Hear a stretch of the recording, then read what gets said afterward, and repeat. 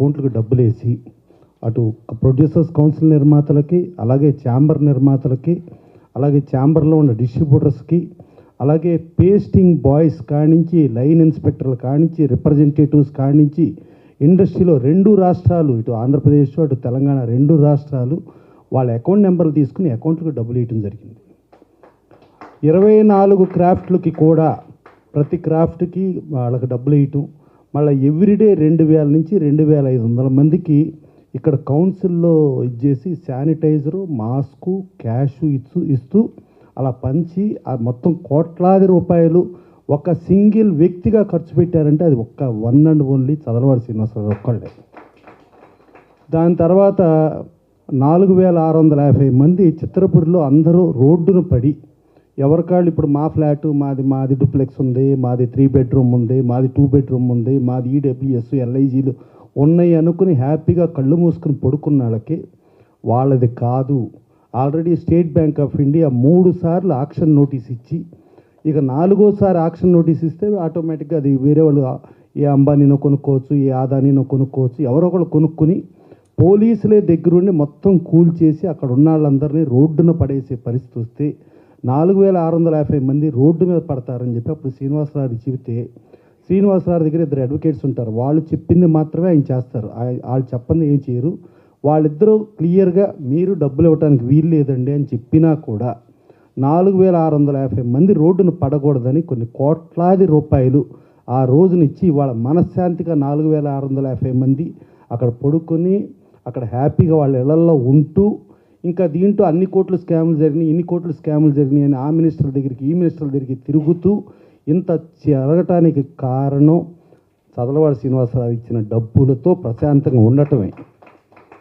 So అదే కాకుండా ఈ మధ్య జర్నలిస్టుల సోదరులకు కూడా 100 ఫ్లాట్లు కట్టి రిజిస్ట్రేషన్ కూడా నేనే చేసి నేనే ఇస్తాను అని చెప్పి ఫిలిం క్రిటిక్స్ అసోసియేషను, అలాగే వెబ్సైట్లు కానీ లేకపోతే ఛానల్స్ కానీ 2 గ్రూపుల్ని కూడా పిలిచి అందరూ సమిష్టిగా మీరు ఒక దీనికి రండి అని అంటే దాని మీద మన ఛానల్స్ వాళ్ళు ఒక 3 కమిటీ అనేసి రాంబాబు గారిని, రఘు గారిని, లక్ష్మీనారాయణ గారిని వాళ్ళ 3 కమిటీ అనుకున్నారు. సరే అలాగే బేటా ప్రసాద్ గారు వాళ్ళు కూడా ఒక 3 ఇస్తే వాళ్ళని చూసి దాని నుంచి అజయ్ గారు అందరూ కూర్చుని ఎవరెవరికి నిర్ణయం చేసుకుంటే రిజిస్ట్రేషన్ కూడా చేసిస్తానని చెప్పి జర్నలిస్టు సోదరుకు కూడా ప్రామిస్ చేయడం జరిగింది. దాని తర్వాత డైరెక్టర్స్ అసోసియేషన్ ఎలక్షన్ జరిగితే ఆయన ఆశీర్వదించిన వాళ్ళు 100కి 100% విన్ అయ్యారండి. విన్ అయిన తర్వాత ఆయన కృతజ్ఞతలు చెప్పుకుందామని చెప్పి ఉగాదికి వస్తే అప్పుడు నేను ఒక 30 కోట్లు ఇస్తా, ఈచ్ సినిమా ఒక 3 కోట్లు అనుకుని ఒక 10 సినిమాలు మీరే సెలెక్ట్ చేయండి. మీరు అంటే సాయి రాజేష్ గారు కానీ, విఎన్ ఆయిచి గారు కానీ, వాళ్ళందరి మీద సముద్ర గారిని కానీ వీళ్ళందరి మీద నమ్మకంతో మీరు డైరెక్టర్స్ అసోసియేషన్ నుంచి మీరు సబ్జెక్ట్స్ సెలెక్ట్ చేసి ఆ సెలెక్ట్ చేసిన సబ్జెక్ట్స్తో ఆయన జనరల్గా ఏంటంటే ఇప్పుడు ఆయన ఫోన్లో 2 ఫోటోలు ఉంటాయండి, ఒకటి ఎన్టీ రామారావు ఫోటో, ఒకటి రామోజీరావు ఫోటో. సో ఈ రామోజీరావు ఫోటో కిందేమో రామోజీరావు గురువు మాస్టర్ ఈనాడు ఎండీగా ఉన్నారు, తర్వాత ఆర్ఎఫ్సి ఎండీగా ఉన్నారు, రామ్మోహన్ రావు ఇల్లు ఆయన కొన్నారు, ఇక్కడే జూబ్లీహిల్స్లోనే ఉంది, ఆ ఇంట్లోనే స్టోరీ సిట్టింగ్స్ పెట్టుకోమని చెప్పి ఆ ఇల్లు చెప్పారు.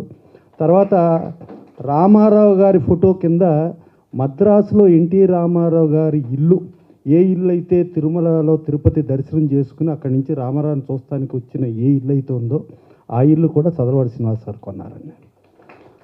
కొని ఇవాళ ఆ ఇంటికి ఆయన కొన్నద రేటు కంటే డబల్ పైన రేట్ వచ్చి అమ్ముతారా అన్నా కూడా దానికి 100 రెట్లు ఎక్కువ ఇచ్చినా కూడా నేను అమ్మను అని చెప్పి ఆ ఇంటిని ఒక అద్భుతంగా ఒక రామారావు గారికి ఒక గౌరవప్రదంగా ఉండేటట్టుగా డెఫినెట్గా మద్రాసులో ఎంజీఆర్ గారిని చూసుకోవచ్చు, శివాజీ గణేశన్ గారిని చూసుకోవచ్చు, రాజ్ కుమార్ గారిని చూసుకోవచ్చు, ప్రేమ్ నజీర్ గారిని చూసుకోవచ్చు. ఈ 4 రాష్ట్రాలకు సంబంధించిన ఏ నటులకి లేనంత గౌరవం ఆయన ఆ ఇల్లు కొని ఆయనకు ఆ గౌరవం ఇచ్చేస్తా.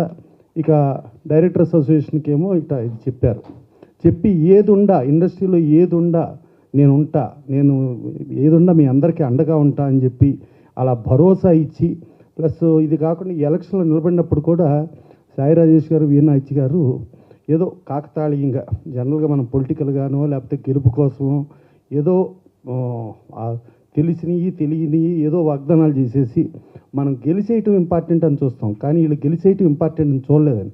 ప్రాక్టికల్గా ఎలా వీలవుతుంది, ఎవరెవరితో మాట్లాడాలి, ఒక సినిమా రిలీజ్ చేయాలంటే ఆ సినిమా రిలీజ్కి ఏ బ్యాచ్ని పెట్టుకోవాలని వాళ్ళ బ్యాచ్లతో మాట్లాడి వాళ్ళకి నచ్చితే సినిమా కొనేటట్టు, నచ్చకపోతే హెల్ప్ చేసి రిలీజ్ చేసేటట్టు అట్లా ప్రతిదీ మాట్లాడి వాళ్ళు ప్రామిసులు చేయడం జరిగింది. వాళ్ళ ప్రామిసులు నమ్మి ఓటర్లు పర్ఫెక్ట్గా వాళ్ళకి తీర్పు ఇవ్వటం జరిగింది.